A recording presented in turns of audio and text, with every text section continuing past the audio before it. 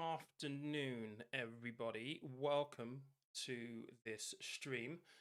Now, hopefully, everyone can hear me clearly, can see me clearly. I did try and test this like maybe about an hour ago. I think I've got the audio and everything down pretty much to where it should be, having tested this again before going live. But what I thought I'd do is do a live session to basically talk a little bit about some of the things that we see in the news. And this might be something that I'll do on a regular basis on the channel to help people make sense of some of the stuff that you're hearing in the news, maybe break down some of that jargon. Obviously, a lot of the content that I produce here on the channel is investment related a lot of the time.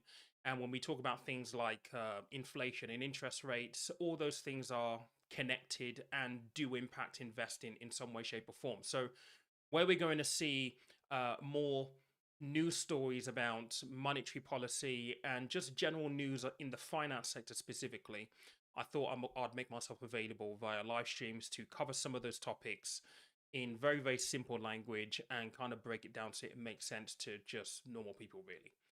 So that's what this is all about. If you are new to the channel, then welcome, by the way. Thanks for joining us. If you are a regular, then thank you for always turning up and showing up for me. If you haven't subscribed already, consider subscribing. And yeah, we'll be able to get some information out. Right. Okay. So there are many people who have been talking about interest rates, and this actually came up in a live last night around interest rates, what's going on with interest rates. And today in the news, I'm just going to share this screen with you right here.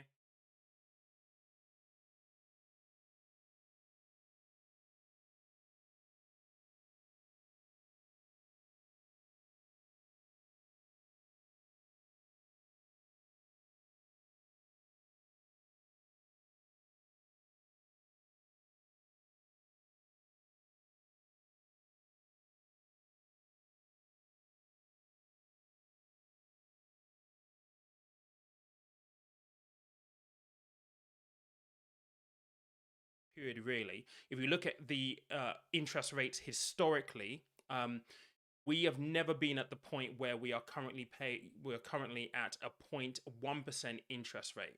And what that has meant is that if you've been paying attention to things like mortgages, you would have seen your mortgage rate be extremely low right now. If you're going for things like personal loans, credit cards, overdrafts, those kind of things, those are often not directly impacted by Bank of England base rates, but you'll find that interest rates are lower altogether. That's bad news, especially if you're looking to save money. So if you're a saver, you've pretty much been in an environment where you've got nothing over the last, I would want to say, almost 10 years. So we're at the lowest rates possible. Now, if you look at inflation, so inflation is all about the price of goods and services increasing around us. What we have seen recently is we've seen an increase in the price of energy, so gas, electric. Those prices are going up. We're also seeing that the price of goods and services are also increasing as well. And I want to talk a little bit about how we've actually got to this point. So inflation and the price of things going up around us is kind of like, well, it's one main catalyst that has caused it at this point in time. And that main catalyst has been COVID. And coming out of COVID, the way they now have bottlenecks in the supply chain. So, in other words, they're not able to get the materials to supply the demand, and therefore, because it's becoming more expensive for people to produce goods and to deliver services, they're passing that increased cost onto their customers. So, you and I, people, everyday people, essentially. So that is seeing the price of things actually increase. There is a secondary element we're seeing, which I believe is unique specifically to the UK, and that is the labor force. So things like, just look at the shortage of lorry drivers, right, to deliver petrol to petrol stations. That in itself is an issue. So that all contributes to prices increasing. Now, when you look at monetary policy from the central point of view when it comes to the Bank of England, one of the ways that you combat inflation is by increasing interest rates. There have been murmurs of this for the last 6 months, maybe even a little bit longer, as inflation and the price of things were expected to increase.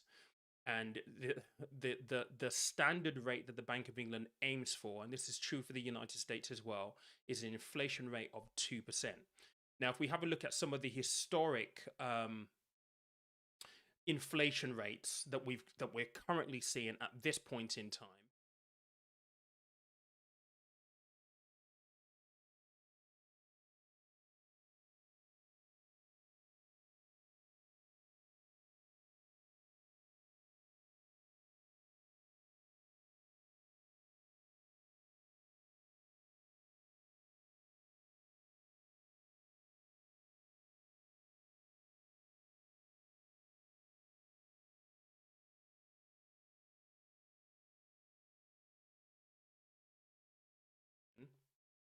increase to 4% by the end of the year, which is twice the amount that the Bank of England sets as its target.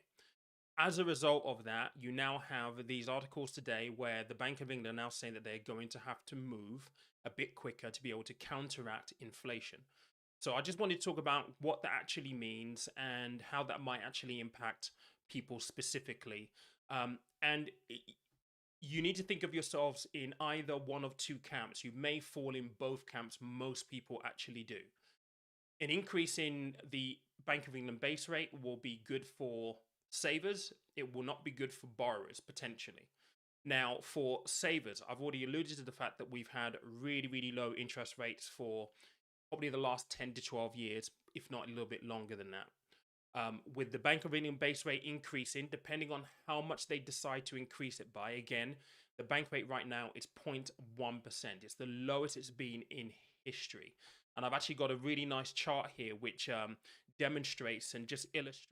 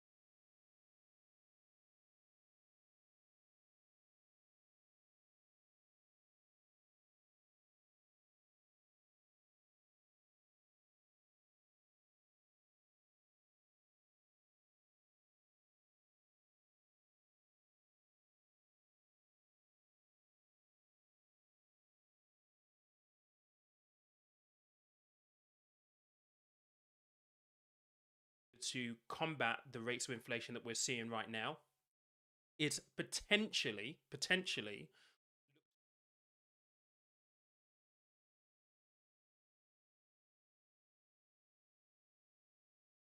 rate. Now, how they will do that is they will do that in small increments. It is not likely that they're going to say, right, the current bank rate is at 0.1% and we're going to increase it to 2% overnight. They might do that, but it is unlikely that they will, simply because of the shock that it's going to introduce into the system. So what they're likely to do is to increase it by 0.25% or 0.5% at time. That is what they've generally done historically.